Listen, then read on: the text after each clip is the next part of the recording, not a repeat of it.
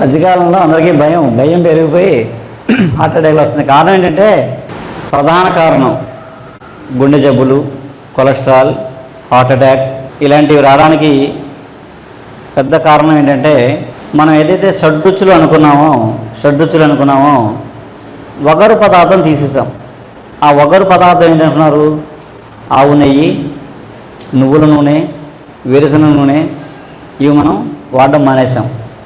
Refined అనే పేరుతో refined ఆయిల్స్కి వెళ్ళిపోయాం.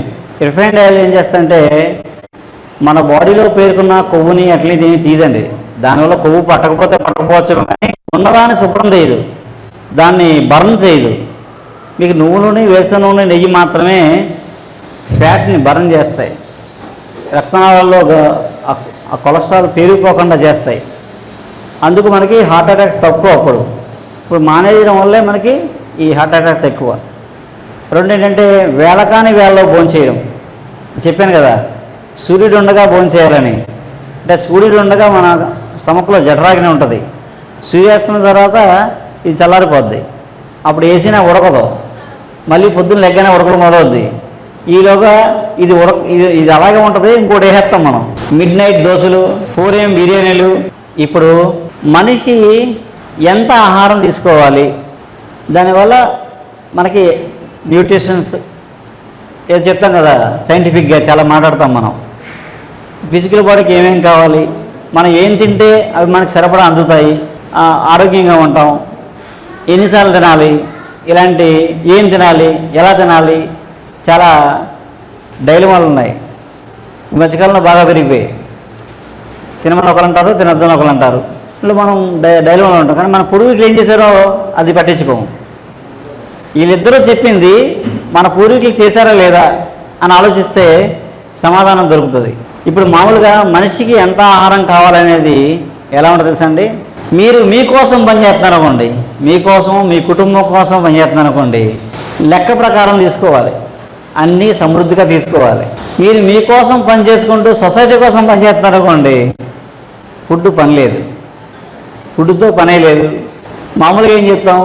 ఒకసారి తింటే యోగి, 2 సార్లు తింటే భోగి, 3 సార్లు తింటే రోగి అని చెప్తారు. అర్థమైందండి?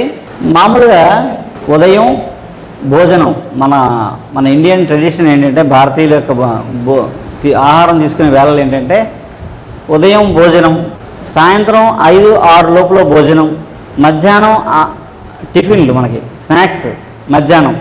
అలాగే వ్యవసాయం పనికి వెళ్ళే వాళ్ళైతే మధ్యాహ్నం కూడా భోజనం చేసేవారు. ఇది మామూలుగా లెక్క. ఆ సీజన్లో ఏం దొరుకుతున్నాయో తినేవారు. మనం ఏం చేసామంటే ఈ భోజనం టైం మార్చేసాం. అంటే ఎప్పుడైతే లేచే టైం మారిపోయిందో, మనం లేచే టైం మారిపోయిందో, ఈ భోజనం టైం మారిపోయింది.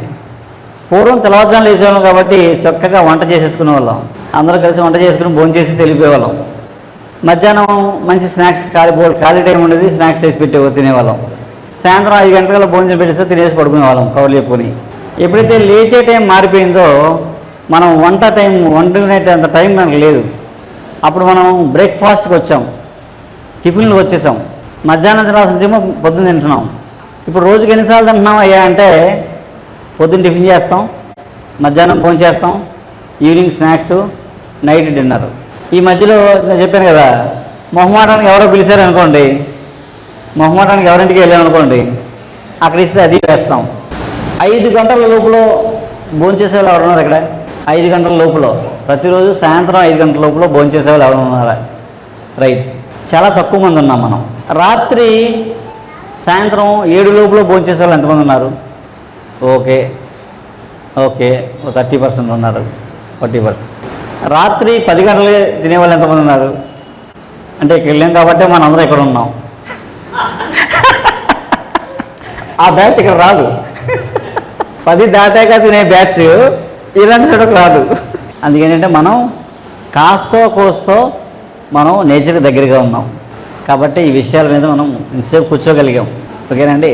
అంటే నేను చెప్పే ఏంటంటే, ఒక మంచి సర్వీస్లో ఉన్నాం అనుకోండి, మనం చేసుకుంటూ, మన కోసం, మన ఫ్యామిలీ కోసం మనం చేసుకుంటూ, కాస్త టైం మనం సొసైటీకి ఉపయోగిస్తున్నాం అనుకోండి, అసలు ఫుడ్తో పని లేదు. Food just mediator. Food mediator మాత్రమే. ఎనర్జీ ఎప్పుడు సోల్లో ఉంటుంది. సో ఫుడ్ మన ఫిజికల్గా ఉన్నాం కాబట్టి, ఫిజికల్ ప్లేన్లో ఉన్నాం కాబట్టి మన ఫుడ్ కావాలంట. ఫుడ్ మీడియేటర్గా పనిచేసి ఆ ఎనర్జీని మనం తీసుకొస్తుంది. మీకు ఎందుకు చెప్తున్నానంటే కొన్ని ఎగ్జాంపుల్స్ చెప్తాను నేను. అంటే ఫుడ్ మీద మీరు ఏం పట్టించుకోకండి, మీరు ఎప్పుడు ఆకలిస్తే అప్పుడు తినండి, ఏముంటే తినండి. జై సాయి మాస్టర్, జై బాపూజీ మహారాజ్. నాకు రఘువర్మ గారి గురించి మా సత్సంగ సభ్యులు ఒకరు చెప్పడం వల్ల తెలిసింది. అలా రఘువర్మ గారు మా అమ్మగారు కోరిక మేరకు మా సత్సంగ మందిరానికి రావడం జరిగింది. ఇలా ఆయన సత్సంగ మందిరం రావడం జరగడం విశేషంలో నాకున్న సమస్య ఒకటి, మేజర్ సమస్య ఒకటి చెప్పడం జరిగింది. దానికి ఆయన మెడిసిన్ ఇవ్వడం జరిగింది. ఈ మెడిసిన్ నాకు చాలా బాగా పనిచేసింది. అది ఎట్లా అంటే, నాకు మేజర్ సమస్య ఏంటంటే, నా కాలుకి 365 రోజులు చెమట అనేది ఎట్లా అంటే, మనం కాలు కడుక్కొని చెప్పులు వేసుకుంటే ఎలా అయితే మన కాళ్ళు తడిగా ఉంటాయో ఆ విధంగా నా కాలు తడిగా ఉండడం జరిగేది. షూ వేసుకున్నా సరే ఎవ్రీడే కొత్త సాక్స్లు వేసుకుని షూ కంఫర్ట్, డిటర్జెంట్ నీట్ గా ప్రాపర్ గా ఉతుక్కున్నా సరే స్మెల్ అనేది ఆఫీస్ లో వచ్చేసేది. ఎట్లా అంటే విత్ ఇన్ 2 hours లో పక్కన వాళ్ళకి షూ స్మెల్ రావడం అలా జరిగేది. రఘువర్మ గారు ఇచ్చిన మెడిసిన్ నేను ఒక 1 నెల రోజులు వాడడం వల్ల నాకు ఇప్పుడు ఆ సమస్య లేకోకుండా నా చెమట సమస్య అనేది పోయింది. అది నాకు రఘువర్మ గారు ఇచ్చిన మెడిసిన్ బాగా పనిచేసింది. జై సాయి మాస్టర్, జై బాపూజీ. జై సాయి మాస్టర్ అండి, జై బాపూజీ మహారాజ్. ఈ రోజు రవివర్మ గారు మా గురువు గారి సన్నిధికి KPSP కాలనీ 6th phase లో ఉన్న శ్రీ శ్రీ శ్రీ సద్గురు బాపూజీ నిలయానికి వచ్చారు. ఇక్కడ మాతో చాలా ఆనందంగా గడిపారు. చాలా మంచి విషయాలు చెప్పారు. ఇక్కడ ఎలా జీవన శైలి ఉండాలి అని చెప్పారు. అలాగే నేను కూడా రవివర్మ గారి దగ్గర మెడిసిన్ తీసుకుంటున్నాను 2 months నుంచి. చాలా వరకు యాంగ్జైటీ తగ్గింది. ఇది వరకు చిన్న చిన్న విషయాలు కూడా భయపడేవాడిని. ఇప్పుడు చాలా భయం పోయి కొంత 90% ధైర్యంగా ఉండగలుగుతున్నాను.